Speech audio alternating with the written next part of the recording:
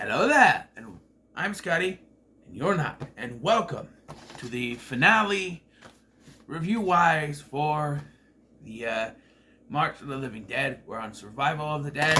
I'm not going to be doing these two remakes.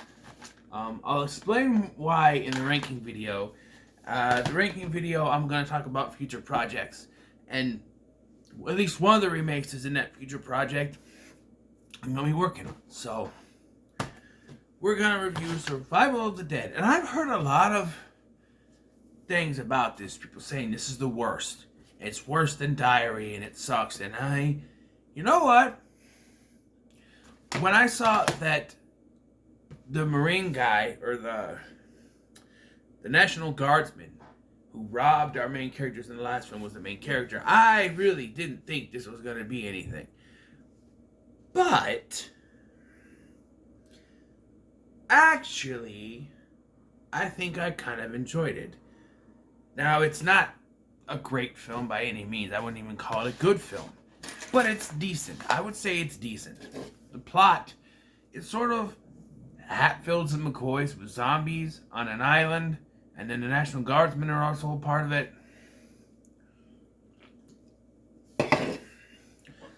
Just an overall thought process here. It's cheap. It seems very cheap. Like towards the end of Romero's career, he was just trying to shill these things out at cheap costs. Like the last two films were shot in Canada with Canadian actors I've recognized, and there's some in here too. The actress who plays O'Flynn's daughter in this was in Supernatural for a couple episodes. Different characters. Julian Richings has a role in this film, and he was Death. Oh, Death on Supernatural. And then there's Wayne Robson, who was on the Red Green Show. He was also the guy talking about his youngins in the first two Wrong Turn movies. And I've seen the main guy somewhere before. It says he was on Degrassi, but 2005. I don't know. I have to find that episode. And of course, Agent Perez from Saw 4 and 6 plays Tomboy. She's a lesbian, and she's not afraid to say it. And the first time we see her character, she's playing with herself.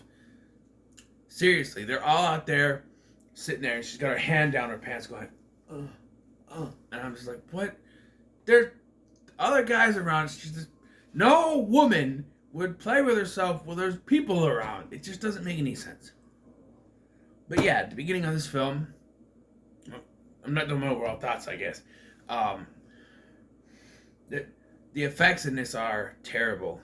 Clearly, the days of practical effects are far behind us because they are CGI shit, and they are shit, and it's just terrible, terrible CGI effects. I mean, video games that came out the same year as this would have better effects than the effects that are in this. When this came out, 2008. Video games that came out in 2008 would have better effects than the effects in this movie. I'm just saying.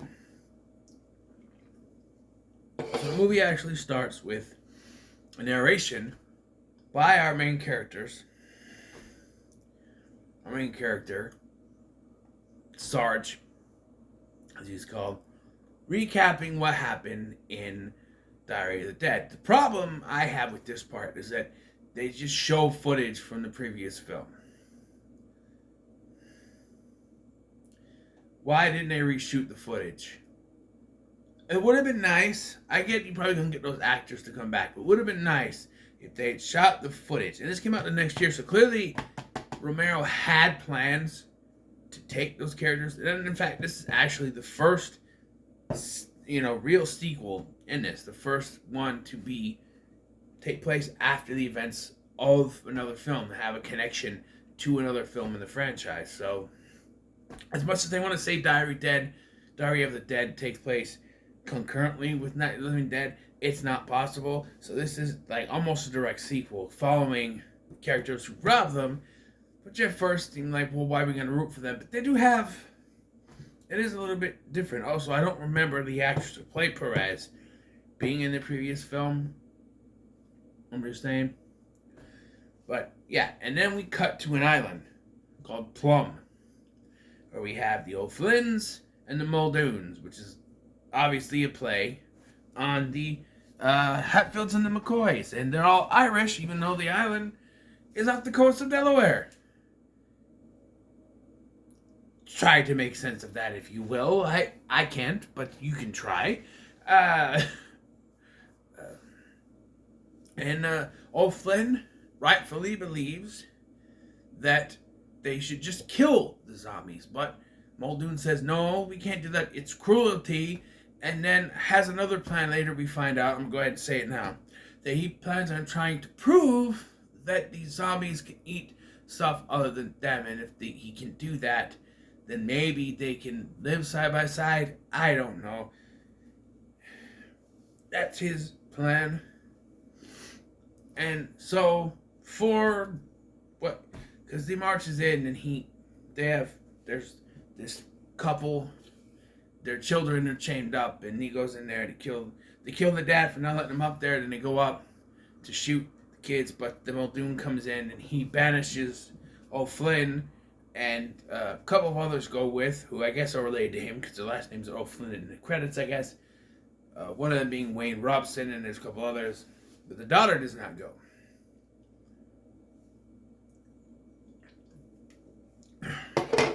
Now they do a sort of twist with this daughter character later that really doesn't make much sense because they could have played with it more, I think.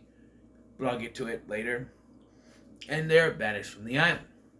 So now our main characters, the National Guardsmen, have found their way. They need to find, they're going place to place trying to survive, as you would. And they come across these people in the woods, and there's this kid played by Devin Bostick, you may know from also Saw 6. Yeah, Saw 6. Same one as Perez. So they've at least been in the same film together twice. So the boy, known only as Boy, tags along with him. And they find this thing, a video on the internet, which is already a continuity error because in the last one, they said the internet was down. So somehow the internet is still working, even though in the last film they said that it was not working. Someone fixed it, I guess. And they find the video from O'Flynn telling them to come to the island where they could be safe. So they go to a place on the coast of Delaware. And they're going to go there. And they get there, they're fired up by O'Flynn. And there are zombies coming after them, of course. Everybody with O'Flynn is killed. Like, when it comes to O'Flynn's side, everyone but him is killed. And Siskel, which is the character's name, swims out to the ferry, and we see him bite one of the zombies that are in the river they're fishing with the zombies to kill them, which is kind of funny a little bit. And then they get the ferry, they get that little truck thing on there, but O'Flynn is able to jump up, and they just let him come on there. There's still some zombies on there. They kill with the zombies that are left on there. Deadheads or dumb fucks. Some of them still call them dumb fucks. Deadheads, they also call them. And they make their way to Plum. When they get there, they find that O'Flynn's daughter has been turned. And I went, well, now that's just a waste of a character. I'm like, shouldn't there be some kind of character thing between them where the two reconcile or have arguments, or just like he just comes back and she's a zombie riding a horse. We see that these people are chained up there's a mailman doing stuff, putting the mail, going back and forth, doing, plays on like Dawn of the Dead's thing where they are still trying to live up their lives. It's an instinct, right? And we see that Muldoon has someone chained up in the or walking around in a horse stable with a horse in there. They have a pig in there actually, and then later it's a horse. Who eats a horse? I don't know, but he takes the daughter in there. He orders the ranch hand to take the daughter in there. During this point, Cisco has run off because I guess he swallowed some of the zombie's blood and is starting to turn. It's slowly doing it, so it doesn't do anything. And this really isn't much either because he gets killed right away by Tomboy. I'm going to call her Perez. By Perez. She isn't Saw. So.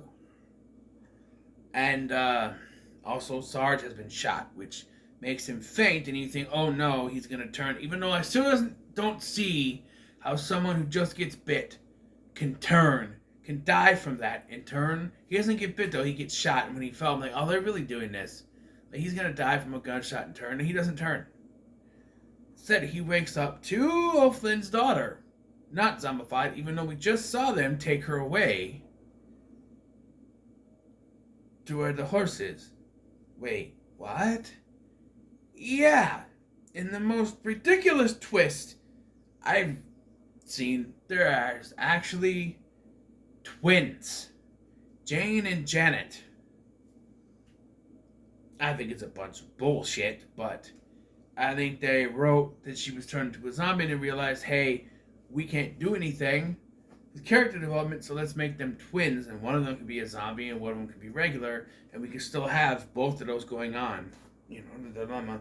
I just don't. There was no indication there was ever twins. Or that she even had a sister. It just doesn't make any sense. They pulled this out of their ass. It just doesn't make any sense to me. A twin sister.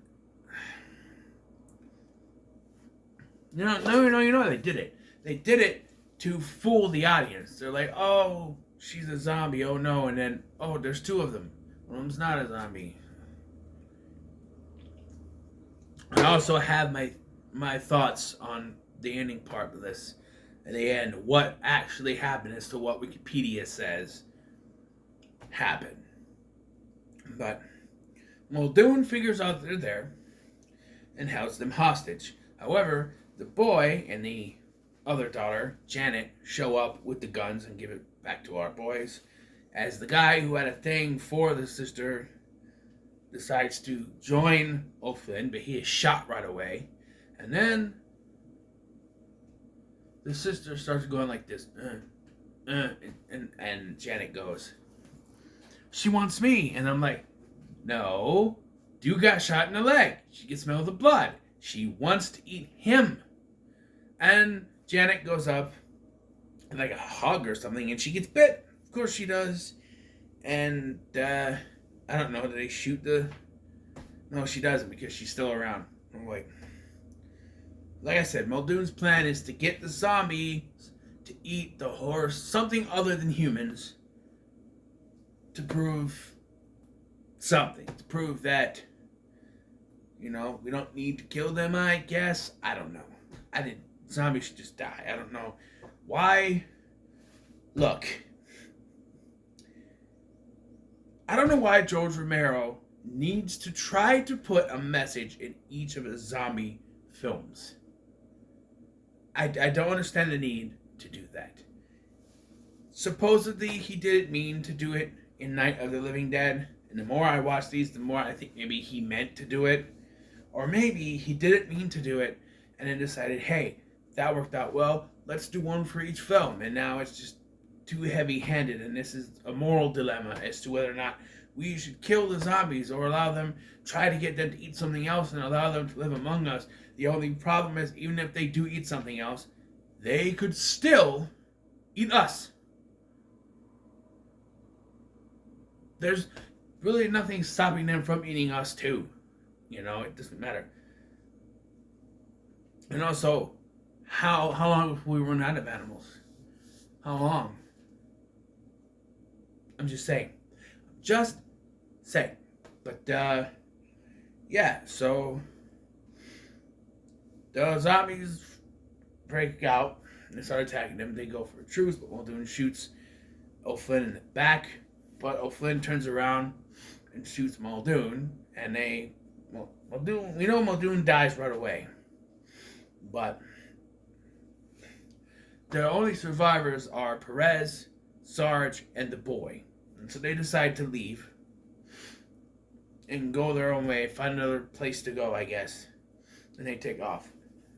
Janet witnesses her sister eating a horse and goes to tell, this is where I'm going to talk, witnesses her sister eat the horse and goes to tell them. As she's about to tell them, though, her dad shows up, one bullet left in his gun, and shoots her in the head.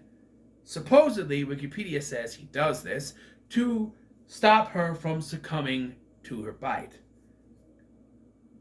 I, on the other hand, believe something else.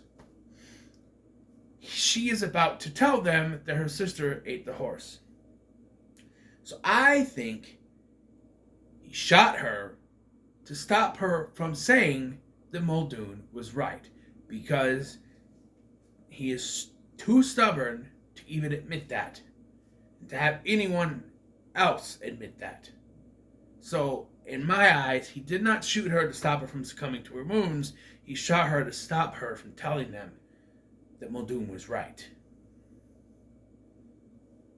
I'm just saying. And then they leave. We get one last narration from Sarge, and then we see a shot of the two now zombified O'Flynn and Muldoon shooting empty guns at each other. As the movie ends, as does George Romero's filming career, because he passed away. I thought this was fine. It's nothing bad, really. I gave the last one a middle of the road, so I'm going to do that with this one too. There's really nothing bad about it. There's some decent action, I guess. Gunshot stuff, mostly. The gore sucks. The special effects suck. And I don't care for the message.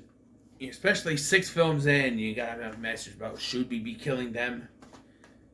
Who knows? I don't know. But, yeah.